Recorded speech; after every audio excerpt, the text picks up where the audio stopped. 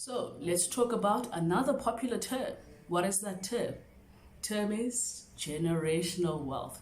Listen, I'm sure you have heard about this term because in this day and age, if you have not heard about this term, you're probably someone who utilizes it a lot because a lot of people want to find ways in which they can actually attain generational wealth. But as someone who works in this industry, there's also something that I've noted here is that a lot of people don't know how to structure their affairs in order to attain generational wealth. And for a lot of people, they often think that you need to have millions of rands in order for you to be able to attain generational wealth or achieve it. So today I just want us to briefly talk about what is generational wealth and also three main documents that I always say are critical in building and structuring your wealth so that it becomes generational.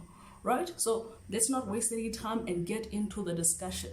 But before we do so, for those that are new here, my name is Yolanda Mnyangeza and I'm an attorney and a director at Mnyangeza Attorneys. Good afternoon. Let's get to our discussion. So what is generational wealth in essence? Right? Let's talk about it.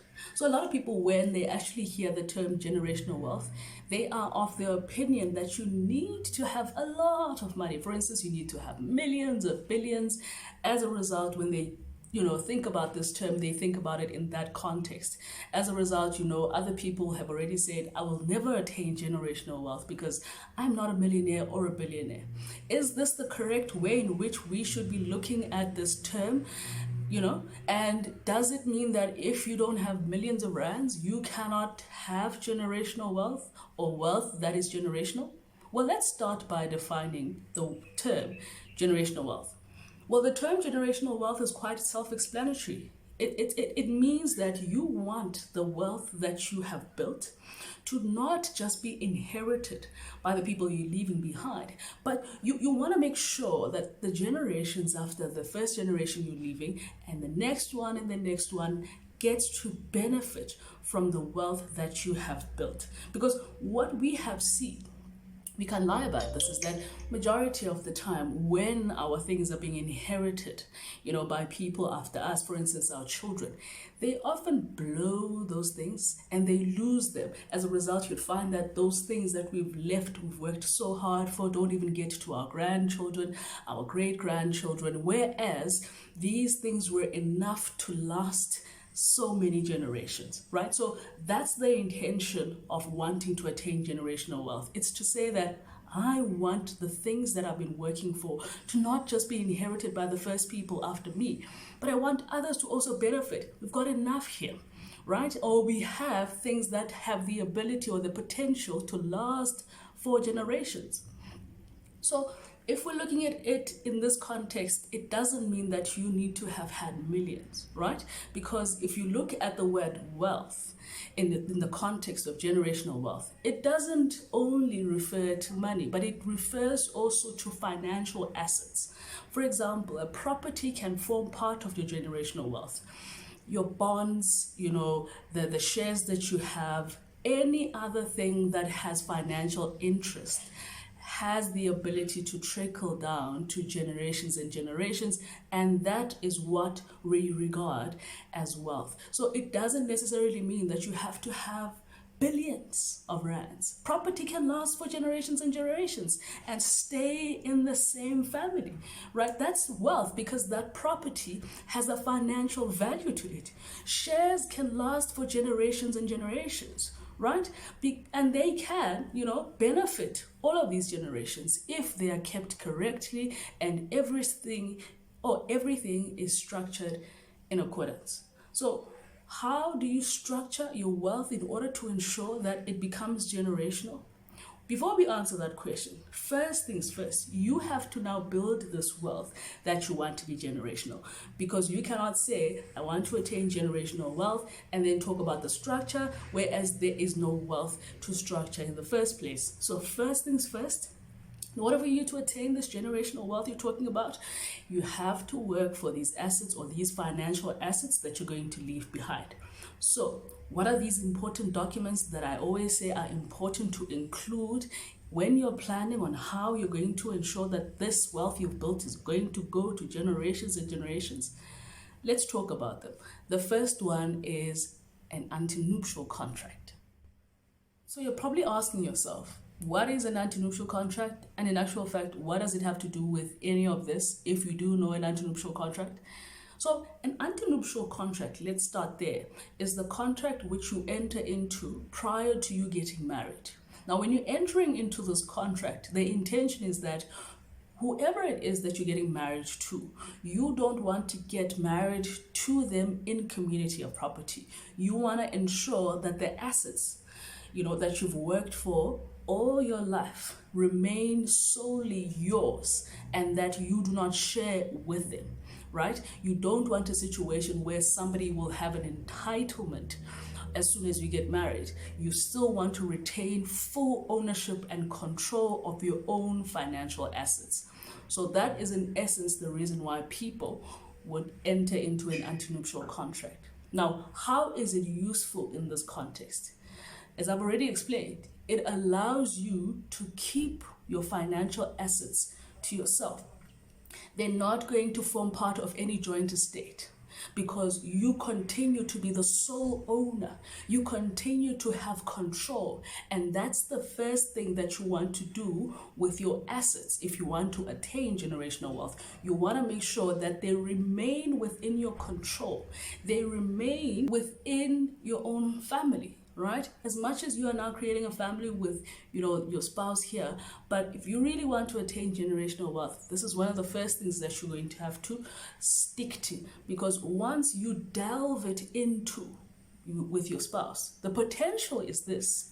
Potential is that this or these financial assets or these properties or these assets can be lost. For example, in the case of divorce, they can also be lost. Let's say in a case where your spouse is a bit reckless with finances and the next thing you know, creditors are also coming for you. So you don't want to jeopardize those assets. So that's the first thing that you want to consider as someone who wants to leave or build wealth that is going to be generational. Let's talk about the second document. So what's the second most important document that you also need to understand and look into if you really want to attain this generational wealth? That is a trust deed, or rather establishing a trust. Now, if you're not new here, you would have watched our videos on trusts, but we'll just recap and tell you what a trust is and why you need to have this document in order to ensure that that wealth of yours trickles down to generations and generations. Now remember, that's the intention with regards to generational wealth, is that you want this wealth to not only benefit your next ones, but the next ones after them, etc. You want this to be a continuous cycle because you believe and know that the kind of wealth you've built has the ability to be passed down and be benefited by further generations. Now, let's talk about this trust that I'm talking about here. Now, a trust, remember, is an entity that allows you to place properties in it, place whatever financial assets you want to place in it. You're taking those assets out of your own personal capacity, right? Once you do this, even when you pass away, the next people to benefit from those things will never own them on a personal level. Those things will always benefit them. Now, how does this help with regards to generational wealth?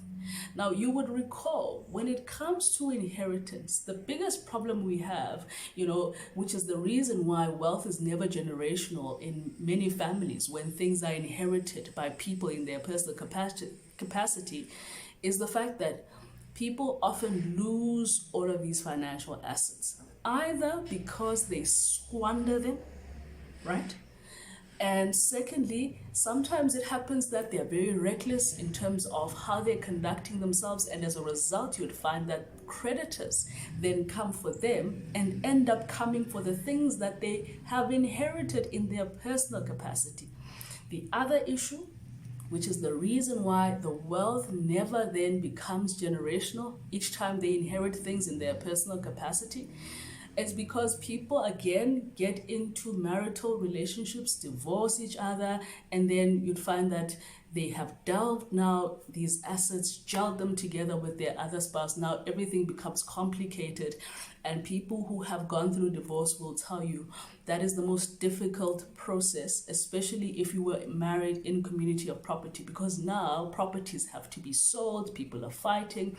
So then in that instance, it's easy for that person who inherits that in their personal capacity to lose all of that in that regard, right? But if you have placed it in a trust now, if it's sitting there, not in their personal capacity, but rather they have a right to benefit from it, they can never squander it because they are not the owners of those properties, but beneficiaries. They can never, combine those assets with any other assets of their spouses or whatever the case is, because they are not the owners of those properties. Even if they like, they can never, make use of those properties as security because they are not their properties, which means their creditors, will have to come for them and whatever it is that they have in their own name. Do you see how these properties are now being saved by being placed in that particular entity we call a trust? If you look at many people who have attained and have the ability, to make sure that their wealth is generational, this is one of the entities that they always make use of. Because then again, this entity is able to last for years and years without coming to an end because its existence doesn't have a time limitation. Right? So this is why it is important for you to consider this if you're someone who's wanting to attain generational wealth. Plus, it has other additional benefits. When you speak to a legal practitioner, you'll probably get all of this information, but this is what you need to understand, is that it is critical to have this kind of document because it's going to help you achieve your goals of becoming or having wealth that is generational. Then again, the last document that I always say is important. Whether or not you're building generational wealth, this one is always important, I always say. It's even much more important if you're building generational wealth. What document is that? It is a will, your testament. You need a will if you're someone who wants to attain generational wealth. Remember, a will is a document that contains your instructions, that contains what you want to happen to the things you are leaving behind. Listen, if you don't have a will, the law will dictate how your things will be inherited. And often, when you don't leave instructions, families will always fight about certain things, and that tends to not be a good thing for your family. But if you have a will, your intentions will be clear. If you have a certain way in which you want your things to be inherited, we will abide as people who are administering your estate, because that is what your last wish was. So we can't go above and beyond what you instructed. Now, how is it helpful in the context of generational wealth? Again, majority of the time, when you don't have a will, here's what happens. You'd find that properties are inherited by people who do not have the ability to maintain those properties or the desire to even fulfill the goals that you have of ensuring that those properties are generational or those financial assets become generational. And as a result, by the time they inherit them, they already have a plan on what they're going to do with those assets and then take whatever it is that they get and then move on with their lives. Again, if you don't have a will, this property which this person has inherited from you also becomes or forms part of the marriage that they are in, sabotaging the intention that you had, which was to ensure that this wealth is generational and it stays in the family, because no one wants to attain generational wealth for other families, but the intention is that these things you've worked for, you want them to be generational and benefit your own family. But if now you don't have a will, this will not come to pass. More especially, if you don't even have a trust whilst you were still alive, it's going to be a total mess. So now, when you have a will, you're going to have the ability to make certain instructions, to dictate how things must be inherited, whether people will inherit things in their personal capacity or whether you'll have structures that you want established as soon as you pass away, so that this or your assets or whatever wealth you've worked for is not lost. So you get an opportunity there to ensure that whatever goal you have of attaining generational wealth actually does come to pass, because you've left instructions, right? This is the usefulness of having that will.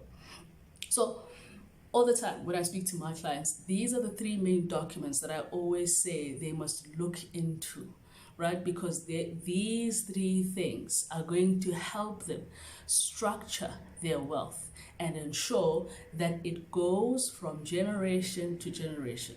Because, the biggest problem we have is not that people never had wealth. You'd hear people say, someone in that family had wealth. They were living good, but we don't know what happened. You know what happened? What happened was that person that built the wealth did not put in structures to ensure that that wealth is kept in the family and is protected, and that it trickles down from generations and generations and continues to benefit generations and generations. So, as a recap, generational wealth doesn't mean that you must be a millionaire or a billionaire. You must have sufficient financial assets that can trickle down from generations to generations, has the ability to do so, like your properties, immovable properties, whatever bonds, shares, and all of the other things that you can think of, right? And secondly, in order for you to attain generational wealth, you not only need to build the wealth, but now you need to put in structures to ensure that whoever inherits after you or is benefiting after you doesn't get the opportunity to squander everything you've worked for, or this wealth that you've collected during your lifetime. You want to make sure that they have limited access to that wealth. And how do you do this? You do this mainly by making use of these main three things. Obviously, sometimes people will build wealth whilst they're already married.